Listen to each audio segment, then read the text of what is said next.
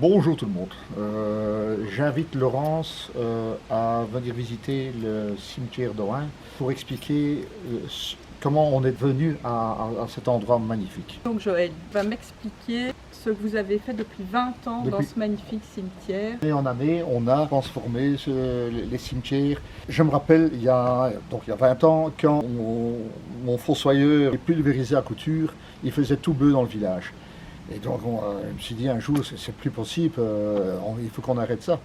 Et donc, avec Tonio, on a décaissé, donc c'est-à-dire on a retiré toute la terre autour du cimetière de couture, autour de l'église, et on a remis de la bonne terre.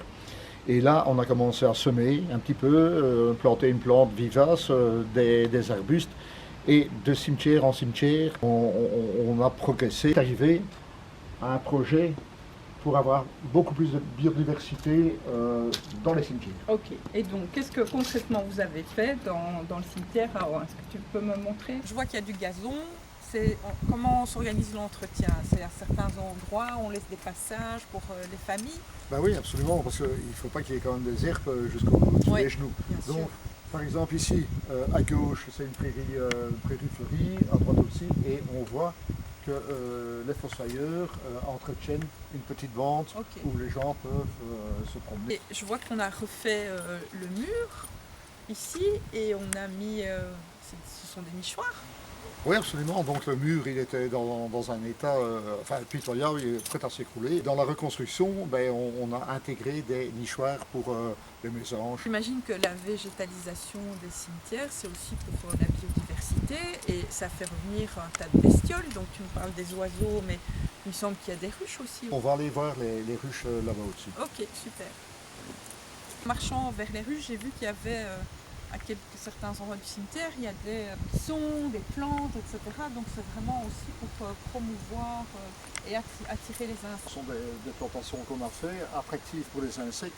Et d'ailleurs, vous voyez autour de vous, les gens se disent pourquoi je ne mettrais pas une plante vivace aussi, ça attire, remplit des sols. Et la biodiversité revient petit à petit. Mais enfin, ici, il y a déjà un petit moment qu'elle est là. Mais il faut quand même qu'on entretienne, qu'elle s'installe de plus en plus. Ah oui, mais je vois les ruches, mais elles sont bien cachées par un écran de verdure. Il y a une raison pour laquelle on les a mises plutôt derrière un écran de verdure? Oui, on a planté devant pour que la végétation monte un petit peu. Comme ça, quand je décolle la ruche, elles montent directement et elles ne sont pas en ligne droite s'il y a des gens qui viennent le long de leur tronc. Donc j'imagine que tout ça, on l'a expliqué, la communication qui a été faite autour de tout ce qu'on a fait dans les cimetières, le fait qu'on ne tombe plus, qu'on laisse la nature un peu reprendre le dessus. Comment ça a été accueilli par les Lannois et les Lannoises, tous ces changements qui ont été posés dans les cimetières? J'ai ma collègue Nathalie de l'état civil, on s'est fait injurier par les gens en disant qu'est-ce que c'est un manque d'entretien, c'est honteux, pas de respect pour les morts. Alors on leur a expliqué et encore expliqué, il y a des dizaines de communes qui sont venues voir nos cimetières pour s'imprégner, pour savoir comment il fallait faire.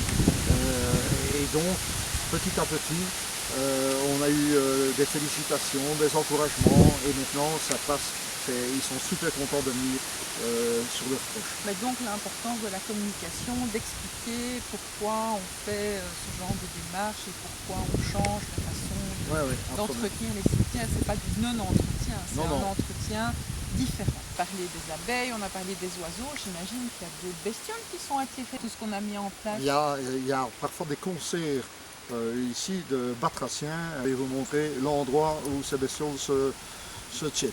Point d'eau, c'est génial. Toutes les familles, ça a été fort prisé. Donc, le tour de la mer. Le tour de la mer, c'est voilà.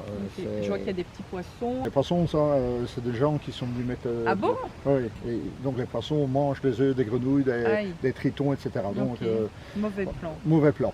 Mais je fais confiance à mon copain le héron et le Martin Pêcheur qui viennent visiter un petit peu. Joël, j'ai vu des petites pancartes devant certaines tombes. Où est-ce qu'on met ça? Avant la Toussaint, l'état civil vient répertorier les tombes qui sont arrivées à échéance. Les corps, on les prend, on les met dans l'ossuaire. Si on est espace où il y a l'ossuaire, j'imagine que c'était pas comme ça au début, c'était aménagé. Explique-moi un peu comment ça a été imaginé. C'est en dessous du bac d'eau là-bas, où il y a une grande pièce de 3,50 m de profondeur, et donc les corps sont mis là-dedans.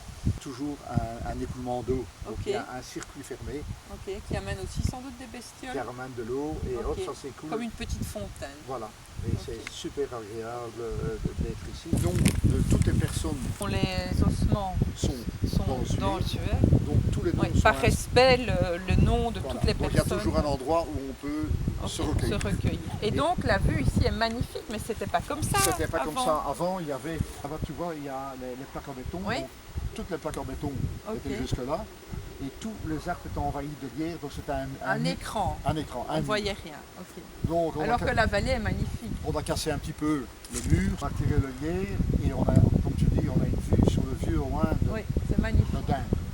Est-ce que tu voudrais me parler, Joël, de la forêt cinéraire dont j'entends beaucoup parler? Donc ici, Joël, on est sur le site de la future forêt cinéraire. Moi, j'aimerais que tu m'expliques ce projet, en quoi ça consiste, comment ça a marché en fait cette forêt cinéraire.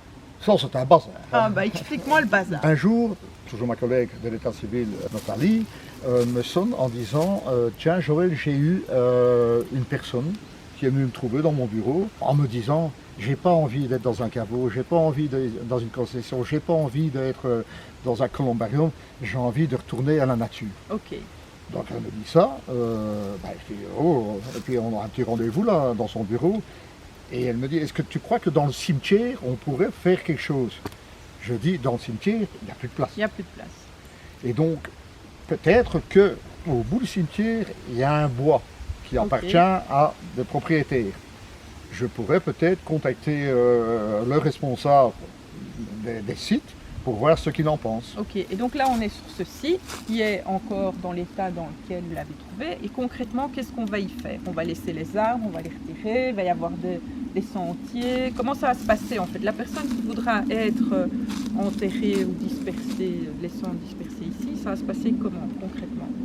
Donc ici il va y avoir un accès, donc il y aura un seul accès, ça sera via le cimetière, un accès pour arriver ici, et tout le long ici on va avoir un caillebotis. On se trouve à l'emplacement où se trouvera la plateforme de recueillement, et explique-moi comment ça va se passer. Donc la personne qui décide de disperser les cendres, ça va se passer comment? La dispersion se fera dans les 4... ah oui, je vois, il y a des espaces... Des espaces où ça sera planté. On verra bien l'emplacement.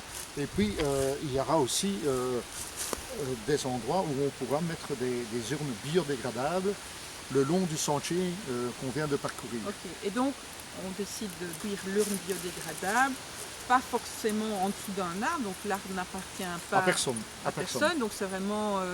ce sera dispersé dans la forêt, et comment la famille qui vient se recueillir pourra éventuellement savoir où l'urne est enterrée. Mais il y aura de toute façon un petit panneau, il y aura un répertoire dans l'ordinateur. Il y aura le sentier qui va parcourir en dessous des magnifiques arbres. C'est tout un parcours où on pourra... voilà, mais donc ce sera aussi un espace de promenade, outre l'espace de recueillement, c'est aussi un espace de promenade où on pourra venir se balader. Absolument, complètement naturel, d'accueillir des hérissons. Enfin voilà, la faune de l'endroit. qui habite dans cette forêt va rester comme dans cette forêt. Et donc, si je comprends bien, la plateforme de recueillement, elle sera absolument accessible aux personnes à mobilité réduite. On a une idée de quand ce projet va être terminé? L'année prochaine de toute façon. C'est le seul endroit sur la commune de Lannes où on va développer une forêt cinéraire, ou il y a d'autres projets à côté d'autres cimetières? Non, les autres cimetières, il n'y a pas... C'est vraiment l'opportunité ici qu'on avait, cet espace. C'est unique en fait en Brabant wallon. Je pense qu'on va être dans la province. Des premiers dans la province de Brabant wallon à développer ce type de projet.